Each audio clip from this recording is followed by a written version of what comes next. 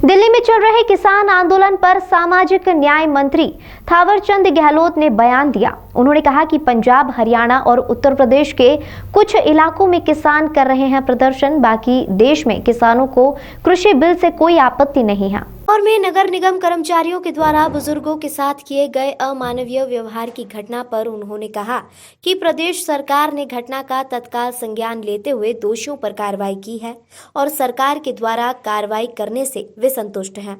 उमा भारती की मध्य प्रदेश में शराबबंदी की मांग पर उन्होंने कहा कि जन जागरण के माध्यम से नशा मुक्ति की ओर बढ़ना चाहिए। अवैध मादक पदार्थों पर सरकार लगातार कार्रवाई करती है। उमा भारती की मांग को उन्होंने सराहनीय बताया।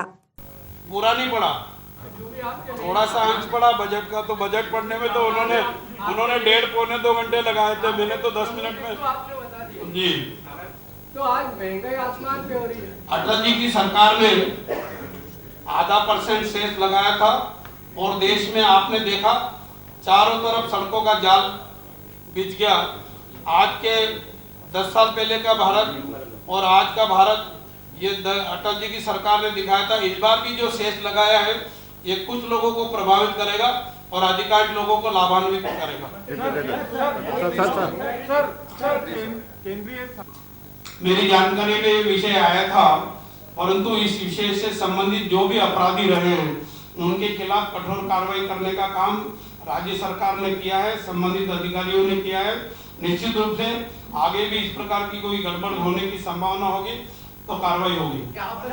मैं स्पष्ट कह सकता हूं कि गलतफहमी के कारण ये किसान आंदोलन कर रहे हैं और देश में 36 राज्य हैं, केवल पंजाब और हरियाणा के कुछ हिस्से में और कुछ उत्तर प्रदेश के हिस्से के किसान ही आंदोलन कर रहे हैं।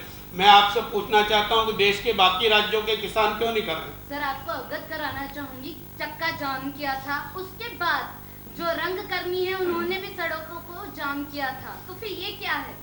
ये आंशिक क्षेत्रों में ही चक्का जाम हुआ है। देश भर में, इतने बड़े देश में बाकी जगह कहीं चक्का जाम देखने को नहीं मिला। इंदौर के आसपास आपने कहीं देखा हो तो बताओ। और मैं फिर कह रहा हूं कि आंदोलन केवल 1-2 राज्यों के कुछ किसानों का है, बाकी कहीं भी नहीं हो रहा। बजट अनुमान 2021 में पूंजीगत व्यय के लिए 4.12 लाख करोड़ रुपए प्रदान किए गए थे और 21-22 में ये 5.54 लाख करोड़ रुपए प्रदान किए गए। इस वर्ष 34.5% की वृद्धि हुई है। और इस बजट की विशेषता ये है कि प्राय सभी विभागों में बजट में वृद्धि की गई है, और विशेषकर स्वास्थ्य मंत्रालय में। हम सब जानते हैं कि देश की बुनियादी आवश्यकताओं में स्वास्थ्य, शिक्षा, पानी, सड़क, बिजली आदि बुनियादी आवश्यकताओं में है। और स्वास्थ्य की पर्याप्त व्यवस्था की दृष्टि से इस बजट में जो प्रावधान किया गया है उसमें 137% की वृद्धि हुई है और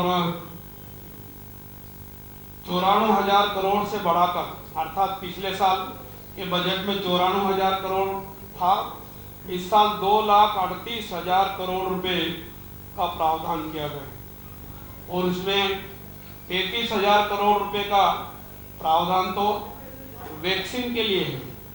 दुनिया के कई देशों में वैक्सीन बनाने का प्रयोग अभी हो रहा है, जबकि हमारे देश में वैक्सीन बनकर के लगना चालू हो गई। और इस वर्ष भी 35,000 करोड़ का प्रावधान ये वैक्सीन लगाने की दृष्टि से किया गया है।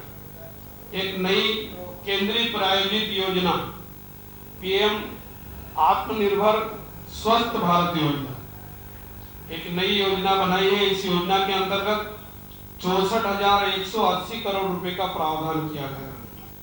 हमारा विभाग और भारत सरकार और राज्य सरकार नशा मुक्ति चाहती है, पर नशा मुक्ति के लिए जनता में वातावरण बना करके ही करने का प्रयास करना चाहिए।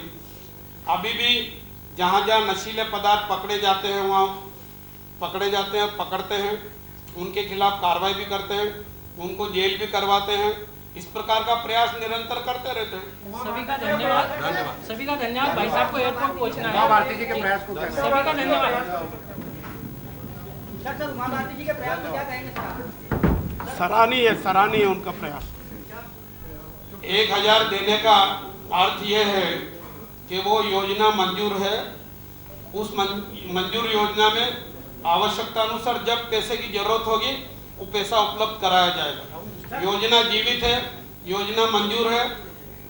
पैसे की आवश्यकता कब होगी इसका निर्णय जब एस्टीमेट प्लान और ये सब बन करके आएगा और अब लगेगा कि काम शुरू करना है तो पैसा मिलेगा। और हम और सांसद जी और हम मिलकर के पैसे दिलवाएंगे। सर एक आप